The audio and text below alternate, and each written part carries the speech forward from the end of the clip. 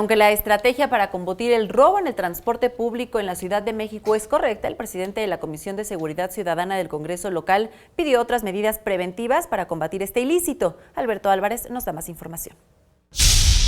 Luego de que el secretario de Seguridad Ciudadana de la capital del país, Jesús Horta Martínez, presentó el plan de seguridad para el transporte público que contempla medidas como el incremento de la policía del transporte en 400%, el presidente de la Comisión de Seguridad Ciudadana del Congreso local, Guillermo Lerdo de Tejada, señaló que la estrategia es buena, pero se requiere de un proyecto integral que abarque estrategias para inhibir que los jóvenes se integren a los grupos delincuenciales.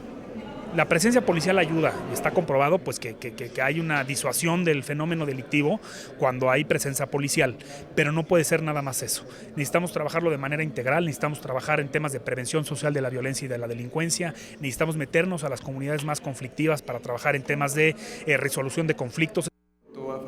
El diputado agregó que el problema no solo abarca la capital del país y precisó que la estrategia se debe realizar con visión metropolitana para la seguridad de los habitantes del Valle de México. Necesitamos atender esto desde una visión metropolitana.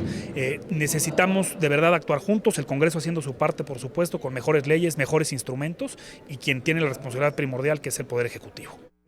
Agregó que desde el Congreso local se acompañará la implementación de cualquier medida presentada en materia de seguridad para verificar su alcance y logros. Con imágenes de Javier Martínez, Alberto Álvarez Santana, 21 Noticias.